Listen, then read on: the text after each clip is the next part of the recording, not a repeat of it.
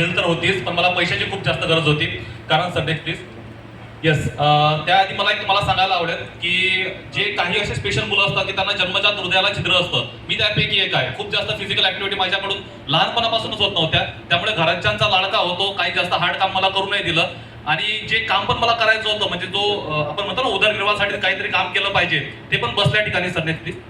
Yes, बसल्या ठिकाणी म्हणजे काय, मोबाईल रिपेअरिंगचं मी काम करत होतो. तिथं खूप जास्त हार्डवर्क करता नाही आलं गेलं पाहिजे, जेणेकरून माझे आरोग्य जे चांगलं राहील.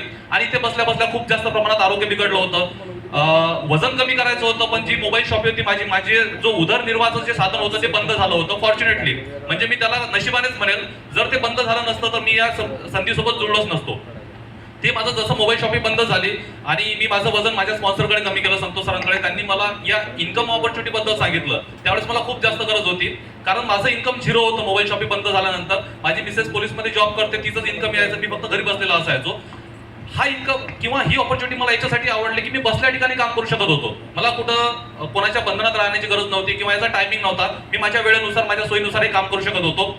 पण मला यातलं काहीच माहित नव्हतं. जसं आज तुम्ही बरेच लोक नवीन आहात की तुम्हाला पण यामधलं काही माहित नाही, न्यूट्रिशन क्षेत्रामधलं.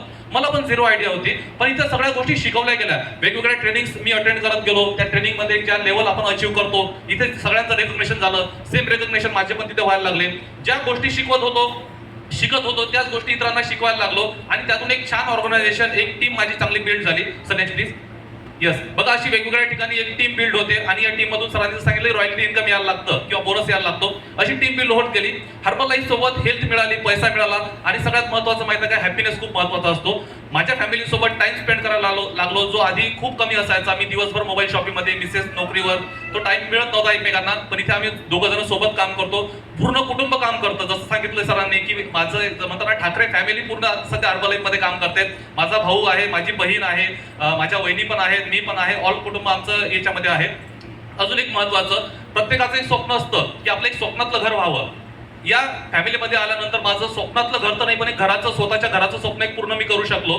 जे की थोडं कठीण गेलं असतं किंवा रिटायरमेंट नंतर बरेच लोक करतात वयाच्या 40-50 नंतर, पण हे माझं स्वप्न पूर्ण झालं. आणि लवकरच माझी एक कार येणार आहे. आता बरेच लोक इथं काही जुने असतील ते म्हणतील की लवकरच काय येणार आहे, लवकरच म्हणजे मी 3 ते 4 महिन्यापासून सांगतोय लवकरच माझी कार येणार आहे. कारण जसा जसा दर महिन्याला चेक वाढतोय तसा तसा इथं कारचा फोटो चेंज होतोय. म्हणजे मी अपग्रेड करतोय स्वतःची कार आणि या इयर एंड पर्यंत ती कार येऊन जाईल. Okay sir next please. आणि ज्याच्यासाठीच आपण काम करतो तो म्हणजे पैसा. ओके.